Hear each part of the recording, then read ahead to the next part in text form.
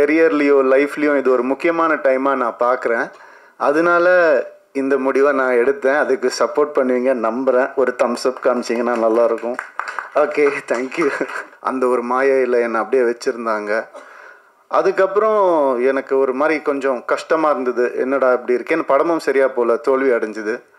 So அப்போ நான் யோசித்தேன், நான் ஏதாவது தப்பு பண்ணியிருக்கேனா அப்படின்னு யோசித்தேன். நான் தப்பாக நடிச்சிருக்கேனா, நான் வந்துட்டு தப்பான கதை செலக்ட் பண்ணேனா, நான் அப்படி யோசிக்கும் போது என் சைட்லேருந்து எந்த ஒரு தப்பும் எனக்கு தோணலை. அப்புறம் நம்ம எதுக்கு தோண்டு போனோம், உன் சைடில் தப்பு இல்லாதப்ப. உண்மை என்னென்னா, இது ஒரு மாயையை பெண் ஆணுன்னு நம்ம க்ரியேட் பண்ணி வச்சுருக்கோம். பெண் இல்லாமல் ஆணுக்கு அர்த்தம் இல்லை, ஆண் இல்லாமல் பெண்ணுக்கும் அர்த்தம் இல்லை. இதுதான் உண்மை. இதே மாதிரி தான் எல்லாமே. பிளாக் ஒயிட் எது எடுத்துக்கிட்டாலும் அந்த ஆப்போசிட் மீனிங் இருந்தால் மட்டும்தான் அது மீனிங்காகவே ஃபார்ம் ஆகும். இந்த வருஷம் நான் திருப்பி எந்திரிப்பேன்னு சொல்ல வரேன், வேறு ஒன்றும் இல்லை. Thank you so much. இந்த விழாவுக்கு வந்திருக்கும் பத்திரிகை, தொலைக்காட்சி, இணையதளம் நண்பர்கள் அனைவருக்கும் வணக்கம். அழகான ஒரு மேடை, அது உங்களுக்கு பார்த்தாலே தெரியும். ஸோ இவங்க எல்லாருக்கூடையும் நான் ஒர்க் பண்ணியிருக்கேன்னு நினைக்கும் போது எனக்கு ரொம்ப சந்தோஷமாக இருக்குது. அந்த அழகு படத்துலையும் அப்படியே வந்து நம்ம கேம்மேக் வந்து கேப்சர் பண்ணியிருக்காரு. ஒவ்வொருத்தருடைய எக்ஸ்ப்ரெஷனையும் ஒவ்வொருத்தருடைய எமோஷனையும் அவ்வளோ அழகாக கேப்சர் பண்ணியிருக்காரு. அது கூடிய சீக்கிரம் நீங்கள் எல்லோரும் பார்க்க போகிறீங்க. மிகவும் ஒரு அழகான ஒரு கதை இந்த படம். இந்த படம் வந்துட்டு டைட்டிலே வந்து காதலிக்க நேரமில்லை, பயங்கர கேட்சியாக இருந்துச்சு. அந்த நம்மளுடைய கிளாசிக் காதலிக்க நேரமில்லை அந்த டைட்டில் கிடைச்சது ரொம்ப சந்தோஷம். அதை எல்லாரும் அப்ரூவ் பண்ணது, இந்த கதைக்கு அது பொருந்துமான்னு நினைக்கும் போது அப்படியே அருமையாக பொருந்திருந்துச்சு. ஸோ அதுவே ஒரு பெரிய கிஃப்ட் எங்களுக்கு. இந்த டைட்டிலை செலக்ட் பண்ணுறதுக்கு முதல்ல ஹீரோவுக்கு தான் தேங்க் பண்ணணும். அண்ட் டைட்டில் கூட விட்டுட்டாங்க. அது என்ன நித்யா மேனன் முதல்ல, அப்புறமா ஜெயம் ரவி. அதுதான் முதல்ல ஒரு கேள்வியாக இருந்தது. அப்படி என்ன உங்களுக்கு கான்ஃபிடென்ஸ் அப்படின்னு கேட்டாங்க. செல்ஃப் கான்ஃபிடென்ஸ் தான், வேறு என்ன கான்ஃபிடென்ஸ், வேறு எதுவும் கிடையாது. ஐ மீன் நான் எல்லாமே உடச்சிருக்கிறேன்னு நான் நம்புகிறேன் சினிமாவில். இது ஒரு ஜாம்பி படம், ஒரு ஸ்பேஸ் படம் அப்படின்னு அது மட்டும்தான் உடைக்க முடியுமா என்ன, இதையும் உடைப்போம் தான் நம்ம எல்லோரும் பேசி உடைச்சோம். அது நான் வந்து இந்த மேடையில் தான் அதை நான் சொல்ல முடியும். எவ்வளோ பேர் எப்படியோ ட்விஸ்ட் பண்ணிலாம் கேட்டு பார்த்தாங்க. உண்மை இது தான். அண்ட் இந்த ஒரு விஷயம் மாறி இருக்குது அப்படின்னு நினைக்கும் போது எனக்கு பர்சனலாக ஆஸ் அ ஹியூமனாக, ஆக்டர்லாம் விட்டுருங்க, ஆஸ் அ ஹியூமனாக எனக்கு ரொம்ப சந்தோஷமாக இருக்குது. இது வந்து நான் ஷாருக் கான் சார்கிட்டேருந்து தான் காப்பி அடித்தேன். அவர் தான் அவர் கம்பெனியில் முதல்ல ஹீரோயின் பேர் போடணும்னு ஆசைப்பட்டார்.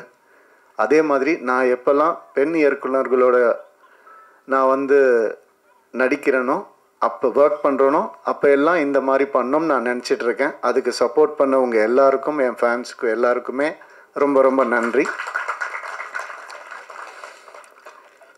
உண்மை என்னென்னா, இது ஒரு மாயையை பெண் ஆணுன்னு நம்ம க்ரியேட் பண்ணி வச்சுருக்கோம். பெண் இல்லாமல் ஆணுக்கு அர்த்தம் இல்லை, ஆண் இல்லாமல் பெண்ணுக்கும் அர்த்தம் இல்லை. இதுதான் உண்மை. இதே மாதிரி தான் எல்லாமே. பிளாக் ஒயிட் எது எடுத்துக்கிட்டாலும் அந்த ஆப்போசிட் மீனிங் இருந்தால் மட்டும்தான் அது மீனிங்காகவே ஃபார்ம் ஆகும். ஸோ அந்த ஒரு வகையில் வந்துட்டு ரொம்ப நல்ல விஷயம் நடந்திருக்குன்னு நான் நினைக்கிறேன். அண்ட் எனக்கு இப்போது எல்லாரை பற்றியும் பேசியிருக்கேன், நிறைய பேசியிருக்கேன். என்னை பற்றி கொஞ்சம் பேசலான்னு இன்றைக்கி ஒரு முடிவுக்கு வந்துருக்கிறேன். யாரும் தப்பாக எடுத்துக்க வேண்டாம், இந்த நேரத்தை அதுக்கு யூஸ் பண்ணலான்னு. ஏன்னா என்னுடைய கெரியர்லேயோ லைஃப்லேயும் இது ஒரு முக்கியமான டைமாக நான் பார்க்குறேன். அதனால இந்த முடிவை நான் எடுத்தேன். அதுக்கு சப்போர்ட் பண்ணுவீங்க நம்புகிறேன். ஒரு தம்ஸ் அப் காமிச்சிங்கன்னா நல்லாயிருக்கும். Okay, thank you. Thank you sir. நிறைய அவங்க உங்கள் பேர் தெரியல எனக்கு, சாரி. சப்னா சொன்ன மாதிரி வந்துட்டு வெற்றி வந்தாலும் தோல்வி வந்தாலும் ஒரே மாதிரி இருக்கேன் அப்படிங்கிறதுக்கு என்ன காரணம்னா, இப்போ நான் சொன்ன ஆண் பெண் தான். வெற்றி இல்லாமல் தோல்வியும் இல்லை, தோல்வி இல்லாமல் வெற்றியும் இல்லை. எனக்கு வந்துட்டு ஒரு 2014 இந்த மாதிரி கொஞ்சம் ஒரு தோல்வியான ஒரு டைம் இருந்தது. 3 வருஷம் ஒரே படம் பண்ணேன். அதுக்கப்புறம் என்னால் ஒரு இன்டர்வியூ கூட கொடுக்க முடியல. ஏன்னா ஒரு லுக் இருந்தது, அந்த ஒரு மாயையில் என்னை அப்படியே வச்சுருந்தாங்க. அதுக்கப்புறம் எனக்கு ஒரு மாதிரி கொஞ்சம் கஷ்டமாக இருந்தது. என்னடா இப்படி இருக்கேன்னு. படமும் சரியாக போல், தோல்வி அடைஞ்சுது. ஸோ அப்போ நான் யோசித்தேன், நான் ஏதாவது தப்பு பண்ணியிருக்கேனா அப்படின்னு யோசித்தேன். நான் தப்பாக நடிச்சிருக்கேனா, நான் வந்துட்டு தப்பான கதையை செலக்ட் பண்ணேனா, நான் அப்படி யோசிக்கும் போது என் சைட்லேருந்து எந்த ஒரு தப்பும் எனக்கு தோணலை. அப்புறம் நம்ம எதுக்கு தோண்டு போனோம், உன் சைடில் தப்பு இல்லாதப்ப. அடுத்த வருஷமே 3 ஹிட்டு ஒரே வருஷம். ரோமியோ ஜூலியட், பூலோகம், தனி ஒருவன் 3 ஹிட்டு கொடுத்தேன் நான். அது வந்துட்டு ஏன் அப்படின்னா அந்த ரியலைசேஷன் தான். வெற்றிக்கும் தோல்விக்கும் பெரிய டிஃப்ரென்ஸ் இல்லை. ஒருத்தர் தோற்று போய் துவண்டு போய் கீழே விழுந்துட்டாங்கன்னா அவர் தோல்வி அடைஞ்சவர்னு சொல்கிறோம். அது கிடையாது. அவர் திருப்பி எந்திரிக்காமல் இருந்தால் தான் அவர் தோல்வி அடைஞ்சவர். திருப்பி எந்திரிச்சிட்டாருன்னா அவர் தோல்வியே கிடையாது. இந்த வருஷம் நான் திருப்பி எந்திரிப்பேன்னு சொல்ல வரேன், வேற ஒன்றும் இல்லை. Thank you so much.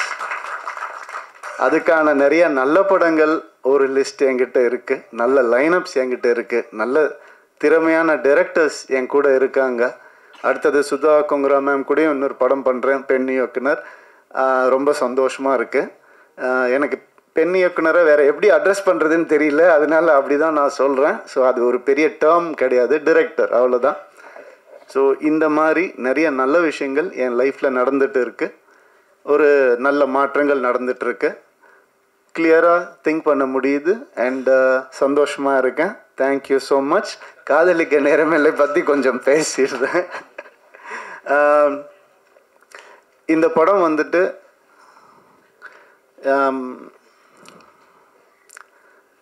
Balachander sir எப்படி அவருடைய ஈரால நிறைய விஷயங்களை உடைச்சி புதுசாக எந்த நெருடலும் இல்லாமல் காமிச்சாரோ அந்த மாதிரி கிரு வந்துட்டு இந்த படத்தை ஆஸ் அ ஃபீமேலாக அவங்க பண்ணியிருக்காங்க. அவங்களுக்கு பாலச்சந்தர் சாருக்கு கிடைச்ச அந்த பேர் இந்த படத்து மூலமா கிடைக்கணும்னு நான் மனசார வேண்டிக்கிறேன். அண்ட் இந்த படம் பல உண்மைகளை வெளிக்கொண்டு வந்திருக்கு. உண்மைகள்லாம் ஒளிச்சு வச்ச உண்மைகள் கூட கிடையாது, நம்ம ஏற்றுக்க முடியாத உண்மைகளை வந்துட்டு வெளிக்கொண்டு வந்திருக்கு. அண்ட் இந்த படம் இந்த ஜென்ஸி அப்படிலாம் நம்ம சொல்கிறோம் இல்லையா, அது வேறு வழி இல்லை சார், நம்ம மாறி தான் ஆகணும். நீங்கள் வந்து பேப்பரும் பேனாவும் சில வருஷம் முன்னாடி பிடிச்சிட்டு உட்காந்துருந்தீங்க, இப்போ கேமராவை கையில் பிடிச்சிட்டு உட்காந்துருக்குறீங்க. அந்த மாதிரி இந்த படம் சில மாற்றங்களை கொண்டு வரும். அது ரொம்ப நவீனமாக இருக்கும், ரொம்ப மாடர்னாக கண்டிப்பாக இருக்கும். அந்த சில கான்செப்ட்ஸ் வந்துட்டு சொல்கிறது வந்து மிக தைரியம் வேணும். எப்படி வந்துட்டு கிரு வந்துட்டு ஒரு டயலாக், அதாவது உங்கள் எல்லாத்தையும் வந்து உங்களுடைய எல்லா பிரச்சனையும் வந்துட்டு ஃபெமினிஸ்ட் ஆங்கிளில் திணிக்காதீங்கன்னு ஒரு ஃபீமேல் டைரக்டர் சொல்லும் போது அதுக்கான வேல்யூ வந்துட்டு 100 மடங்கு அதிகமாகுது. ஸோ அதனால இந்த மாதிரி விஷயங்களை பேலன்ஸாக சொல்லியிருக்கிற ஒரு படம் காதலிக்க நேரமில்லை. நிறைய வேல்யூஸை வந்துட்டு புதுசாக சொல்லியிருக்கக்கூடிய ஒரு படம். நம்ம எப்போவுமே நம்ம லைஃப்பில் சினிமா ஒரு பார்ட், அதை யாராலையும் மறுக்கவே முடியாது. அம்மா அப்பா சொல்லி கொடுக்காத சில விஷயங்களை கூட சினிமா சொல்லி கொடுக்கும்ன்ற நம்பிக்கையில் தான் நான் சினிமாக்குள்ளே வந்தேன். அந்த மாதிரி இந்த ஜென்ரேஷனுக்கு சொல்லி கொடுக்க முடியாத, பேச முடியாத சில விஷயங்களை ரொம்ப அழகாக டீல் பண்ணியிருக்காங்க. இந்த மாதிரி திறமையான தைரியமான டிரெக்டர்ஸ் இன்னும் வரணும் தமிழ் சினிமாவுக்கு நான் ஆசைப்படுறேன். வர பொங்கலுக்கு இந்த படம் ரிலீஸ் ஆகுது. கண்டிப்பாக தேட்டரில் வந்து பாருங்கள். யூஏ சர்டிஃபிகேட் தான். ஸோ நீங்களே முடிவு பண்ணிட்டு வாங்க. தேங்க்யூ.